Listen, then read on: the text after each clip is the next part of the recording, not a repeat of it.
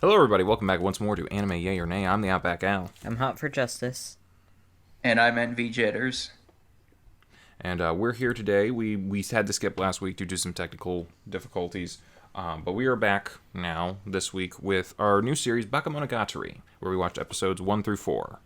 Everyone did watch 1 through 4, right? We didn't do 1 through 3, right? Yeah.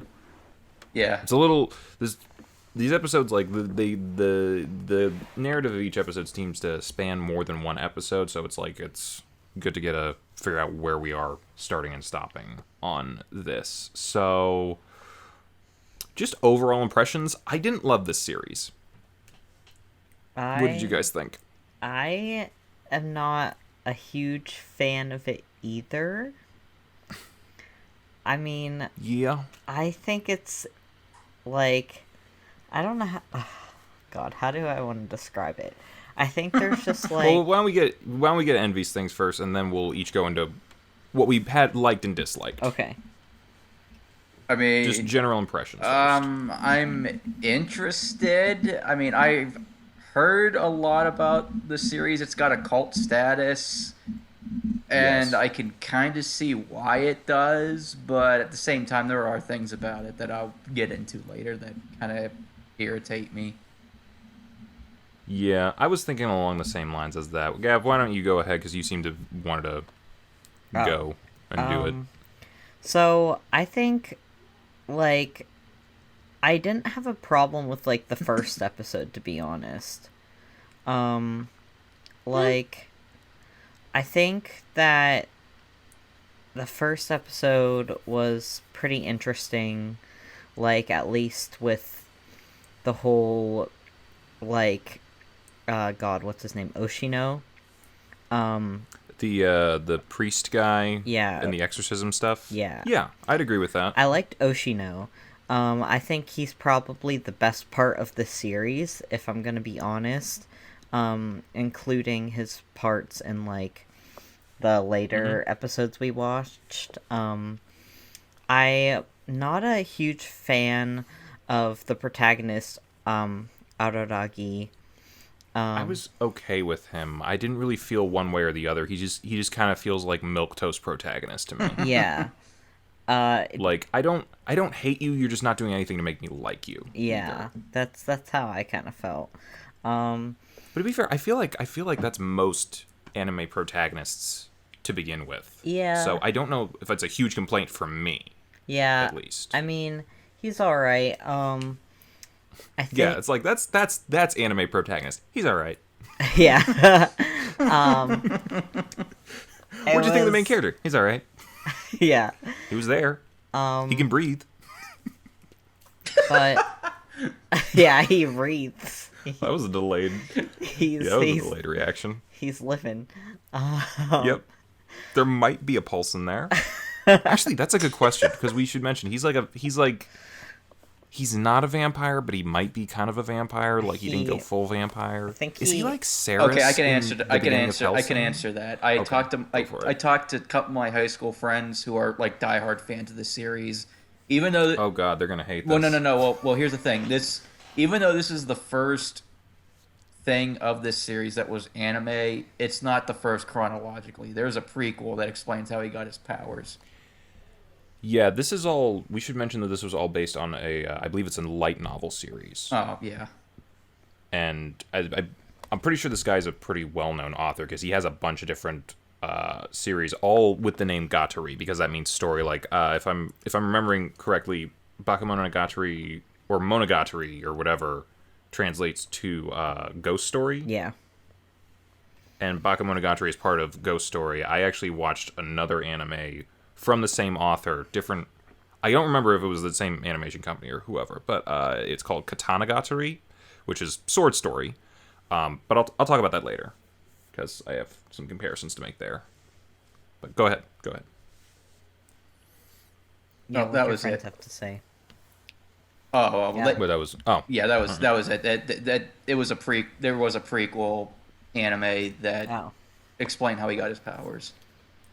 Yeah, Okay. that's a little confusing because when you look up how to watch the like Monogatari series, they tell you to start with Bakemonogatari.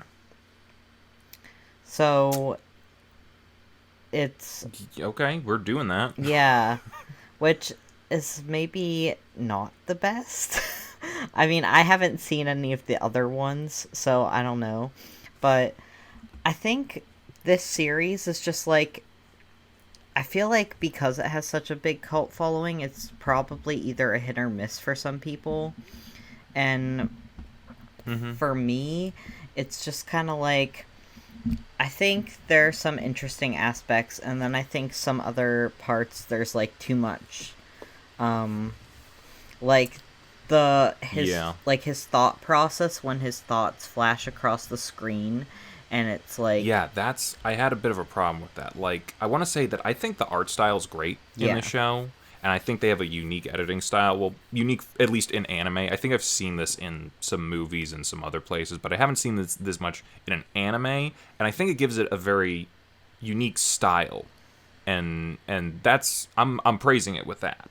But the problem is, like, it's all subbed, and it's not always subbed the best on the site that I'm on, and it's like everything flashes so fast. I'm like, okay, I'm gonna give up trying to read any of this. I'm sure some of it's important, but I'm just not gonna get it because I don't have the time to. It's a 22, 23-minute episode, but if I pause for every single time it flashes, it's gonna turn into a 35-minute episode. And unfortunately, the series has never been dubbed. It's never been dubbed. I think it would take a lot to dub this thing because it's very dialogue heavy. I think that I had the same problem. Is that like eventually I just stopped giving up trying to read anything. Yeah. That I occasionally. Yeah. I can tell you there's always two parts of those thought processes that I can always read. It's like the parts right at the end that just flash back and forth, so it's only like one word each. Those ones I get because it's like wherever his thought process ended. Which, again, good editing and art and production style, because I could see someone's thought process being like that, kind of jumping around until it kind of hones in on a singular thing. Like, that's good. I feel like this probably was better in a book. Yeah. We could say that about a lot of things, but I feel like that especially would have worked a lot better written, and you can read at your own speed, as opposed to like just having it slap you in the face. Yeah. And you can't even get it. Big agree. Yeah, see, I really didn't have a problem with the thought process stuff. I was able to read it. This is a nitpick for me, but my biggest problem with the animation, I don't know if you guys noticed this, but I thought the lip flapping animation was horrible at times. Like, you could just tell that they were just moving them like they were like doing like an old 80s anime, like flapping them up and down or something like that. I think part of that is a result, one, of the writing being so dialogue heavy, but also how anime is animated. Like, in America, at least nowadays most of the time, people tend to record all the dialogue first, then go and animate it, and if it doesn't quite match up, they'll go back and do a quick ADR session and try to sync it up just right. Versus anime is animated first, and then people have to sync up to it, whether it's dub or sub. Yeah, I knew that, but like even for this show, I noticed it. Like in other shows, like even like stuff we've watched this year, I rarely notice it, but like this, I definitely. Well, there's so much more dialogue here that it becomes kind of obvious when it's happening, and I think that might be one of the reasons why they seem to cut away to so many like long shots and extra shots, because like it's mostly just two people talking in this show back and forth, which is fine when the dialogue's really interesting. I have a complaint that the dialogue's not always interesting in this. It's not. First episode, it was interesting because, you know, we're doing some world building, we're learning some stuff, someone has a curse going on. We should get into the plot eventually, but, like, you know, stuff was happening. Episode, like, especially in episode 3, nothing is happening. Yeah, I agree completely. I thought that the first episode, and I guess the second one, because we'll call it the first story, because episodes 1 and 2 kind of make a full arc. Yeah. Well, not an arc, but an overall narrative for a beginning. Yeah, the Hitagi crab arc was interesting. Maybe we should actually just start to talk about what the plot is here. Okay. Yeah, it was interesting because you learn about this girl Hitagi Senjo Gahara, who is I'm gonna say this. I remember everyone's name in this anime because they have to say it 40 times an episode. yeah. It's got that going for it. I'm not gonna give everybody weird nicknames today. Yeah. Aragi, Oshina, Senogahara, and what was the last one? Hanekawa. Hanakawa. Fuck. I am gonna have to give nicknames. And Thought I could do it. And the small girl, which was That's who I was trying to figure out. Oh. Oh no, Hanakawa. Yeah, that was the other, the pigtail lady. What was Hikikachu Hachikuji. Hachikuji? Yeah, Yeah. I was close. Yeah, you're close. Not really at all. But so you get Aragi catches Hitagi Senjo Gahara. And Yeah, she slipped on a banana peel in a spiral staircase that's very open, leading to... Honestly, I'm surprised more accidents haven't happened. Yeah. And she... Like, that is just a hazardous area. And he discovers that she weighs, like, little to nothing. Yeah. She's very light. And he is, like...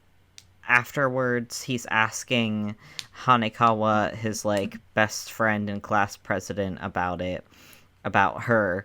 And she's like, oh yeah, she's a nice girl, I guess. Like, she's been in your class, though, for, like, the past few years. Spoiler, she's not. Yeah. So, like, why don't you know her? Anyway. And so then when he goes outside the classroom, Senjo Gahara is standing there, and she, like, threatens him. She sticks a knife in his mouth. Yeah, she sticks, like, I don't think it's a knife. She sticks a box cutter, and a stapler into his mouth. Yeah, a stapler. And then she, like, staples the inside of his mouth.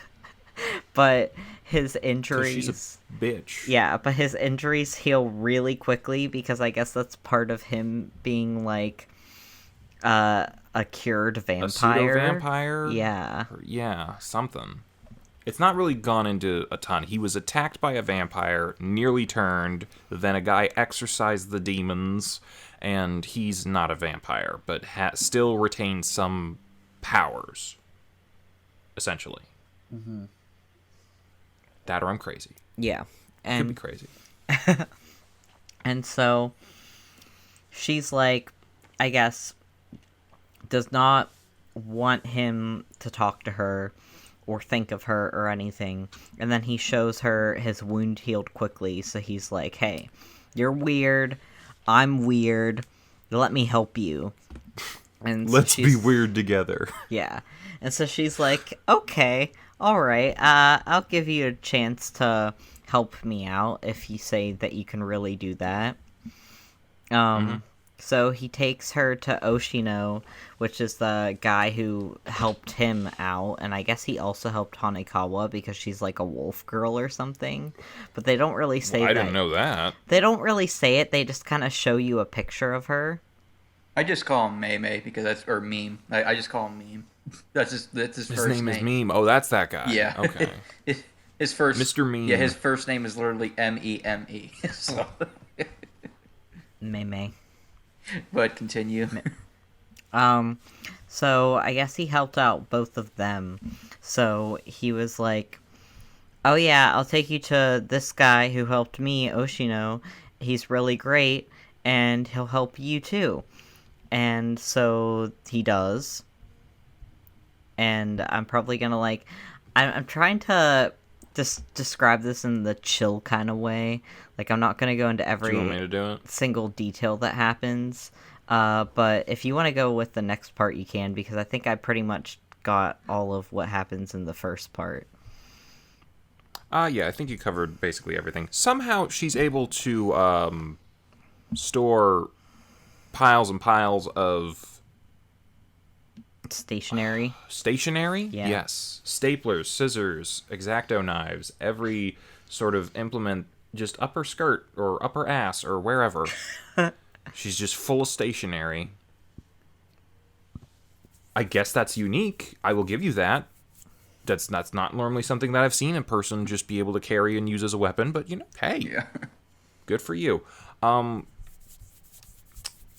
Yeah.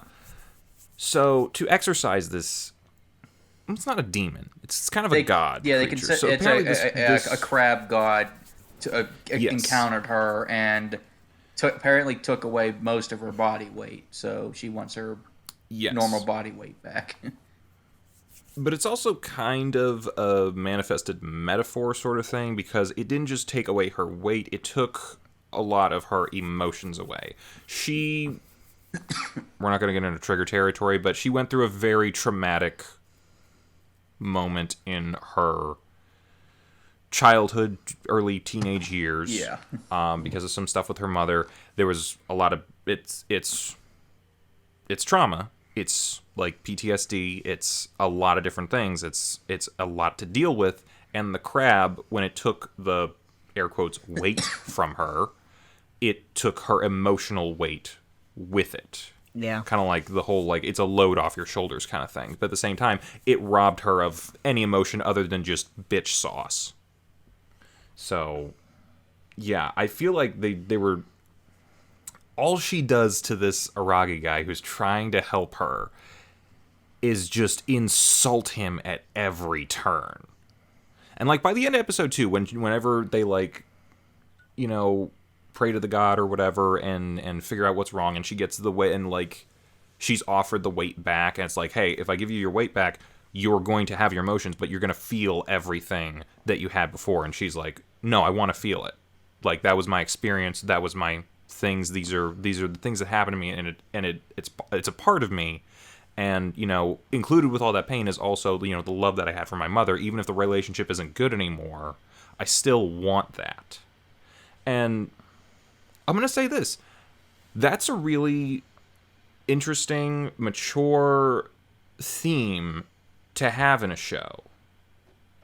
Like, everyone in their life goes through stuff, good and bad, and they're all tied together. And I'm sure, like, a lot of us would like to get rid of the bad memories we have, or the bad emotions, or the traumas that we've accrued over the years. But if you lose those, you're also losing a part of yourself. And it's more about being able to live with what has happened to you, as opposed to ignoring it or repressing it. I thought that was the moment where I'm like, oh, maybe this show's actually going to be pretty good. And, like, I think that and some other things are, like, how I could definitely see, I understand why this has a fan base. I absolutely understand that. And for half a second at the end of the episode, after she gets her emotions back, she's kind of nice to Aragi. Yeah. That goes away the next episode, so... I feel like she is without a doubt, because they even said it in the show, that she is set up to be the tsundere character. And I think, like, this is one of those things where it's like... There's a right way and a wrong way to do any character. But I think especially tsunderes, it's like...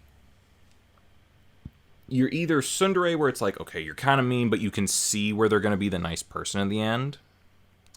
It's like, there's always that turnaround. Some people write tsunderes where it's just like, okay, so you're mean at first, and you're going to stay mean, and then by the end, all I'm going to think is you're a total bitch. And I feel like that's kind of the way that this character's going. From what I understand, she's in other parts, like, not just, like, from this show, but, like, she's in other Monogatari series, from what my friends told me. I can see that. She is without a doubt a mascot-y looking character. Which we should mention, it's also very some pervy stuff in this show as well. Yeah. Considering, like... Don't know how I feel about considering, all that, like, but... 10 minutes of the second episode was her stripping down multiple times. And... Yeah. Yeah. Yeah. Which... And then, like, the first 15 minutes of episode 3 was literally the two of them talking and saying, you help me out, so I'll do any favor you want. And she just kept specifying anything. It's like, okay, we get it. You want him to have sex with you. Don't come out and say it. Yeah, but she could be a little just nicer in general, because even through all that, she keeps insulting his intelligence and calling him petty and lame and a loser. Like... Yeah. Again, there's being a tsundere, and there's being a bitch. Yeah. I feel like she falls in the latter category personally. But we bringing up the second bit of it, episode 3 and 4.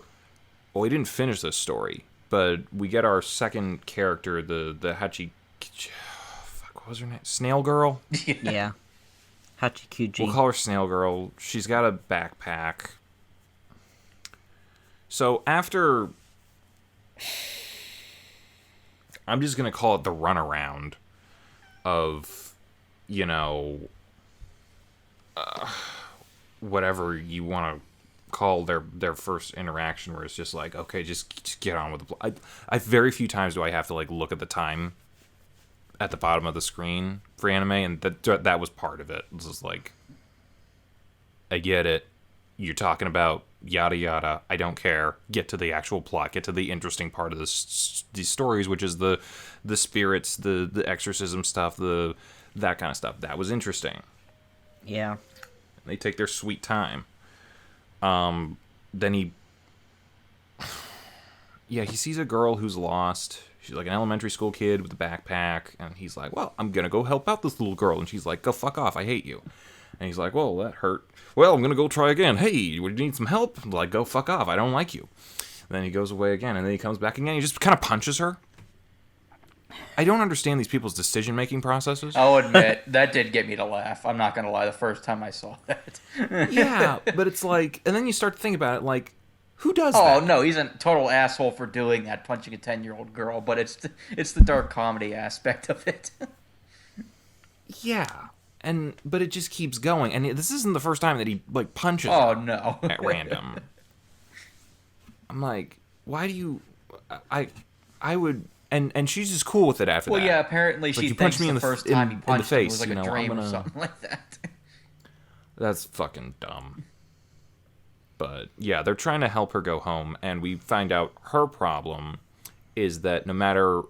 She knows her address, but no matter where she goes or how close she gets, she can never find her way home, even when people are helping her. That's based off of a horror or mystery story, isn't it? I feel like that is based off of something. Yeah, I feel like all of these are probably based off of some sort of Japanese folklore, urban legend type thing, and it's a manifestation of that sort of thing, and it's interesting.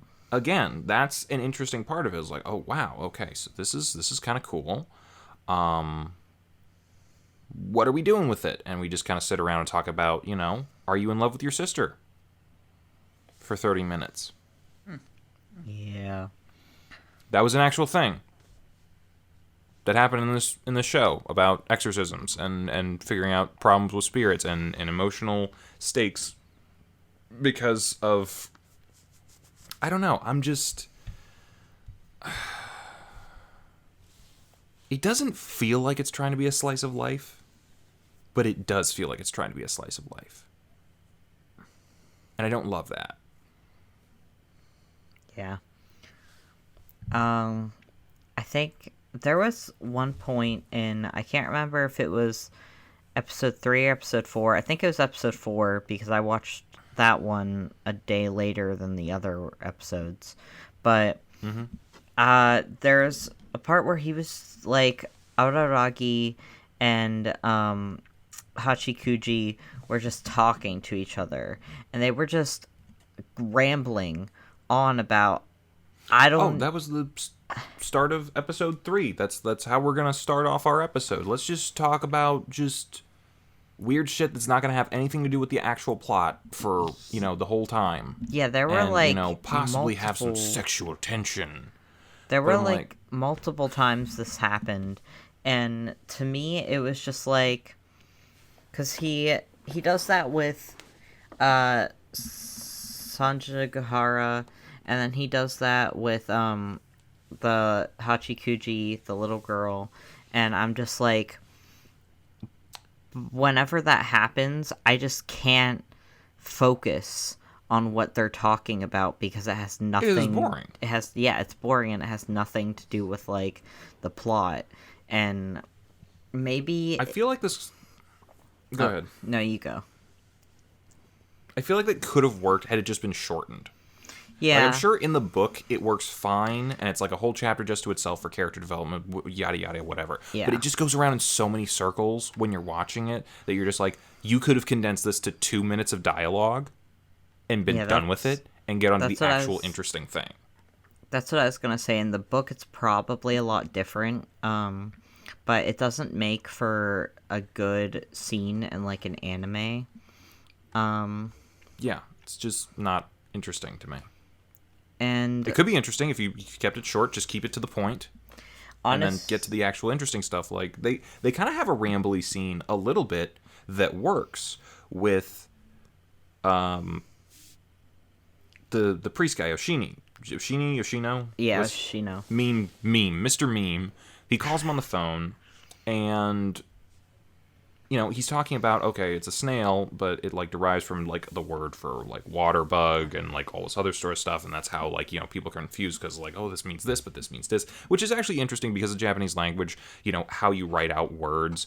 A word can be written with specific characters and mean something completely different than another word written with the exact same characters, and it's actually kind of fascinating.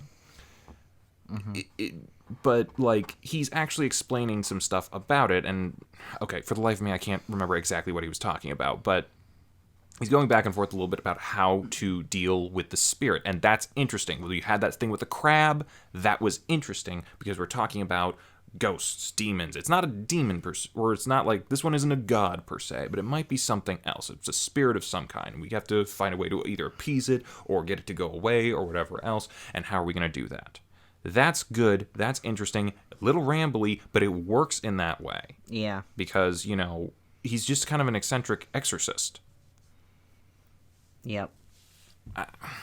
Yeah, no, I agree. Like, I actually paid attention to that part. But yeah, you did. Then the other parts were not so interesting to, like, listen to. And I found myself, like, spacing out, like, and being like, what are they talking about? And I don't know, favors for sex? Maybe. How do you make that boring? I'm talking about, like, mainly what he was talking about with the little girl. I don't remember. In the fourth episode. I couldn't even remotely tell you what they were talking about. Yeah, Mother's Day? Was that something? That had something to do with something. I don't know. That was not talking about the mother just yet. They were talking about something else, like, while they were waiting for, I think after he, like, beat her up for a second time, they started talking about something else. And at that point, if I were the little girl, I would just leave. Yeah, and why are you hanging out with these people? Could not pay attention. One lady says, I hate children. I'm like, you have one that beats you, the other one says she hates you for existing. I'd try to find my own way home, even if I couldn't. Yeah. And I feel like we should have watched it through episode 5, because I think episode 5 is where they actually get to, like, the end of the Hachikuji's part. Yeah, I didn't realize that how the show was broken up into the different story arcs. So yeah, me neither. But it's how it is. But 5 can be a bit to watch at once. So yeah. But yeah, it was. So I feel like the next episode is actually going to be a bit more interesting. But, like, I don't know. Like, I'm just very not interested in, like, the rest of the show that's not focused on, like, the actual ghosts and, like, gods and demons and stuff. But, and I know some people are probably gonna say, like, well, you need that, like, as backstory or, like, plot building or whatever to get to the actual ghosts and stuff. But, and I understand. That still means you have to sit through it. I understand. And you shouldn't be sitting through a ghost story. You should be engaged in a ghost story. You should be, like, and I'm like, go ahead. I got other things to say later. No, I was gonna say, like, and I understand that you need that stuff to, like, as backing for it, but I feel like if you're gonna have that backing, it should at least be, like, interesting to the point where you want to stay, like, focused on it the whole time. Or it should, engage you. But it didn't. What I think might also be an issue, and this is kind of just an issue that I have with some just comedy and anime in general, is that a lot of times, especially if, like, because I feel like this is meant to be a very witty, kind of punny sort of show. Those don't always translate well for me, because the humor doesn't translate. Yeah. Wordplay in Japanese doesn't work like wordplay in English that often. You're right. Sometimes it works. Most of the time it doesn't. It'll either go over your head, and like, in my case, I'm just like, oh, okay, you made a joke that I don't get. That was a great 5 minutes that we spent on that. Yeah. And you know what? And I think that's what the majority of these conversations were. You're right, yeah. And you know what's sad, too? Reading it probably would have been better. You know what's sad? You know what's sad? The studio that made this anime, Shaft, guess what else they made? Madoka. Yep. Yeah. The show that this channel was founded on. Yeah, no, I know who made what. This is Aniplex and Shaft, and you can tell from all the head tilts they have.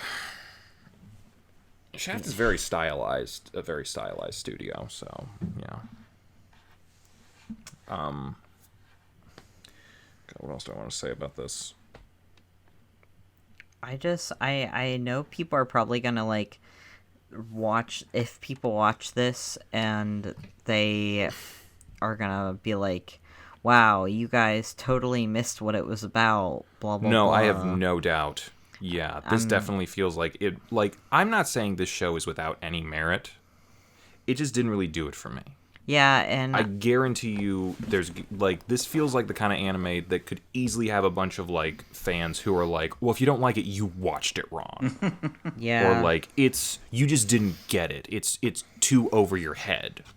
Or something like that. That may be true. That may be not true. I have no idea. But part of it is, if I'm not entertained, I don't want to watch it. Yeah, I think, and it's like everyone watches things differently, and that's why there are so many different genres out there, because some people just are more inclined to watch other things and enjoy it more than, like what we watched, for this week.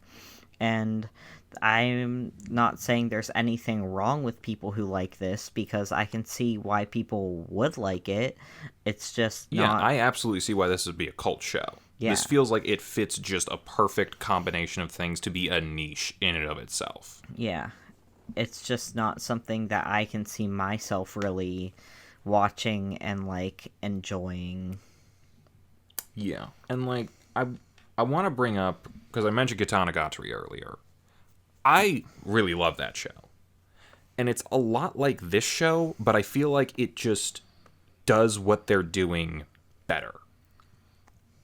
Because there is a bit of a similar setup in that one. I don't want to go into too much detail, because I wouldn't mind it if we watched that one at some point. And maybe it'd be nice to watch that one just to get a comparison of, these two. Because they're from the same writer, and they're similar in, like, it's there's kind of a tsundere kind of girl and a guy who's not exactly clued in on everything, but they're working together to complete a mission. In this one, it's let's save people from ghosts and demons, and the other one, it's about collecting these magic swords that are spread across Japan, and they both rely heavily on dialogue. I feel like the dialogue in Monogatari, though at times it can get a little rambly, like this, I feel like the majority of the time, everything that they're saying does push the plot forward in some form or fashion. It's either they're building upon a strategy that they've talked about, or they're getting backstory that's actually interesting in some way. It's not like... It's not the conversation you had with the little kid that no one seems to be able to remember at this point. It's not the back and forth, you're lame, do you want to have sex with me thing that they were doing in the beginning of episode 3. It's not just straight bitchiness that we saw in episodes 1 and 2. Like, it's actual character development. I'm not saying there wasn't character development in this show, but Monogatari felt like there was legitimate, organic, slow character development that built over time and worked. It's actually, like, I love that series. But I feel like that's where it did it right, and this one just doesn't do it right to me. That's my piece on that. Plus, also, they both have very unique animation style. Like, I don't think I've ever seen another anime that looks like Monogatari, and I don't know for sure that I've seen an anime that looks exactly like this Bakemonogatari. So again, we have to praise it where praise is due. But, like, overall, I was kind of going to go into this episode being like, I was going to say meh. Because, like, if you guys had really liked it, I would have been like, all right, let's watch 4 more and see if it continues to do what I don't like, or if it's gonna get better. But, like, hearing what you guys are saying, I feel like this is a nay. Yeah.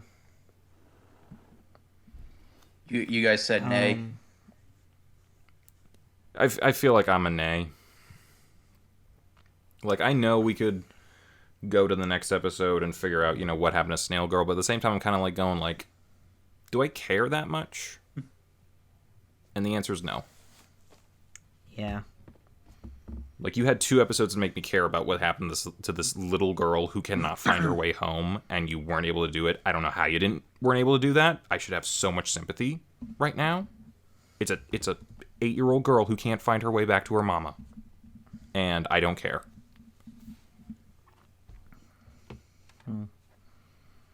I don't know. Maybe our viewership is so low that we won't get a ton of hate for this, but I feel like we will anyway. 60% of the people who voted on the community tab wanted us to watch this. Way more than the other 2. I mean, we were. So, like, we they're don't all want to lie. disappointed. We don't want to say what we. No, I don't. I also don't want to watch something that I don't want to watch. I mean, I'm kind of That's a a meh big thing. on it. Like, I might, if I'm really, really bored, I might go back and finish the series one day. But, like, I'm in no hurry to. I feel like that's the thing. I felt like I was coming in with a meh. You felt like you were coming in with a meh. Gav, were you a meh or a nay? I was a meh. I feel like 3 mehs is definitely a nay. Yeah. It's like no one is super invested at all. Like, why are we doing And it? if I know Chibi pretty well, I'm pretty sure she probably didn't like it that much either. Yeah. We talked a little bit this week, and they didn't seem like super excited or anything. I mean, I kind of wish they had been able to be here. They had a engagement that they couldn't get out of. But they really wanted to talk about the end of Tiger and Bunny because they missed that one. Like, they were excited about that. We were excited watching that show. We're just not here, so. Again, we don't want to act like we're ragging on this show. If you like the show, I understand why you like the show. I 100% get it, and good for you. You have a show that's just right for you. It's just not right for me or the rest of us. Yeah. So do we want to try to figure out what we're going to watch next week then? We kind of just blew our load on this one. I mean, there was the other 2 shows that were in the poll, so we can maybe do like the 2 of them and We could. Unless you guys have anything else you really want to watch all of a sudden. I would kind of suggest Monogatari, but we just watched one that I've already seen. Yeah. The next one... Yeah, here's what the poll was. 67% Bakemonogatari. 19% Paranoia Agent, 15% Tatami Galaxy. So I'm like, we could watch Paranoia Agent. Okay. It didn't win by much, but it technically wins out that. Do you guys want to do that, or I'd be do fine. you have any other suggestions? I'd be fine with that. Envy? that's fine with me. And Let's see here. Chibi doesn't get a vote because they're not here. So we'll just inform them at some point that we are switching it up to Paranoia Agent next week. If I'm remembering correctly, I'm actually just going to double check real quick. Paranoia Agent.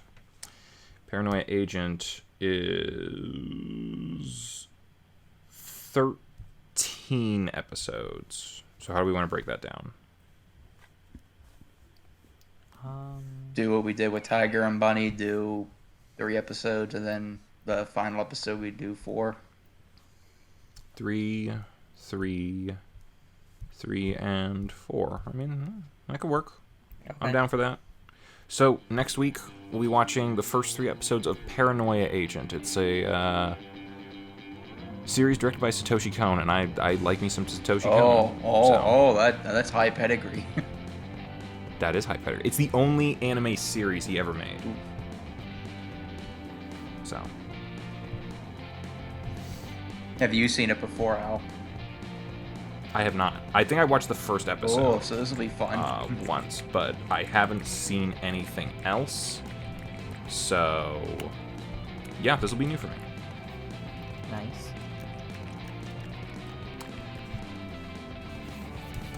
Alrighty then, I think that's it. We'll see you guys next week. Watch Paranoia Agent, first 3 episodes, and we'll see if we'll continue with that one or drop another one and move on to something else again. Yep. Bye-bye, everybody. Bye. Bye. Hey, thanks for watching, and if you haven't already, be sure to subscribe and ring the bell icon for notifications. If you enjoyed this video, give us a like, and if you haven't already, check out some of our previous episodes, our daily gaming videos, or our parody series, Madoka Magically Abridged. See you next time!